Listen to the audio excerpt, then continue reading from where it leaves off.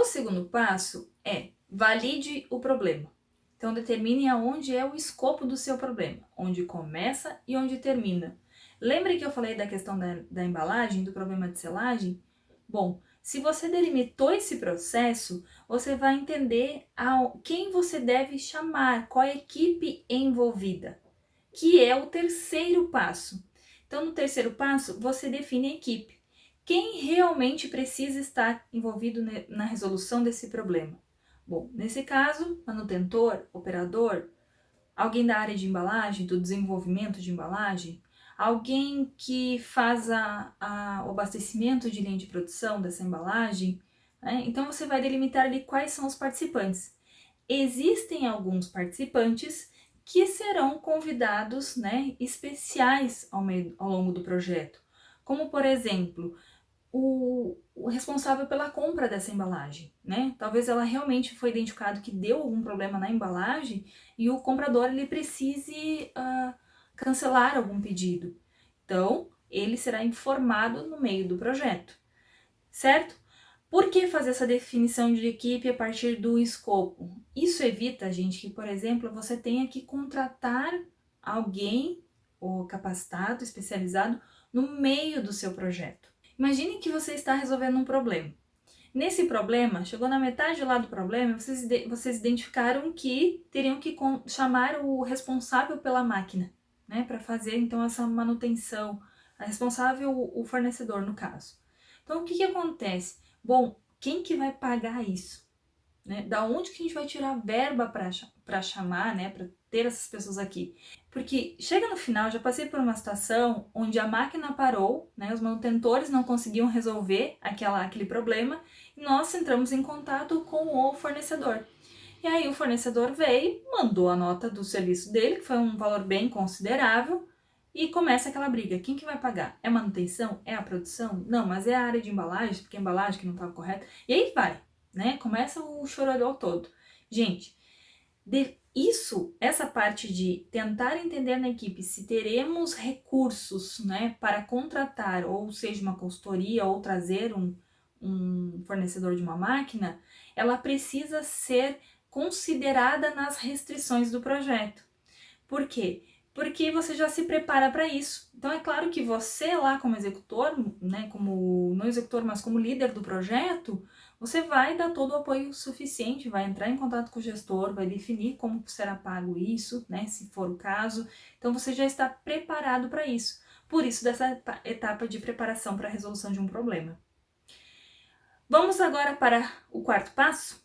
Nesse quarto passo, nós vamos definir então o objetivo, a meta, né? E qual é o prazo de entrega desse problema resolvido. Então imagine, isso precisa ficar claro para todos da equipe. O que nós estamos querendo resolver? Qual é a meta, né? Qual é o número que a gente quer chegar? Bom, a meta pode até ser atingir o indicador, né? Muitas vezes isso acontece. E qual é o prazo? Então, até quando que nós precisamos entregar esse problema resolvido? Gente, eu já vi muitas vezes algumas pessoas participarem da resolução de problemas e por não ter sido feito toda essa preparação, não estar claro para a equipe, quando você chega até a pessoa e pergunta, bom, qual o resultado que vocês pretendem atingir com esse trabalho? Ah, não sei, isso tem que perguntar para o engenheiro. Qual é o prazo que vocês têm que entregar, né, a resolução desse problema? Ah, parece que é até final do ano. Então, assim, as pessoas totalmente perdidas. Por quê? Porque elas não foram envolvidas nessa preparação, em nenhum momento foi conversado com elas, né, deixado claro isso. Então, se eu estou resolvendo um problema, eu preciso saber aonde eu quero chegar, eu preciso saber quando eu tenho que entregar e qual que é a minha meta, qual que é o meu grande objetivo de tudo isso, dessa resolução, né, do problema e principalmente também para quem que eu tenho que entregar isso, né? Isso é para nossa área, para o nosso setor, é para algum cliente? Isso tudo precisa estar claro.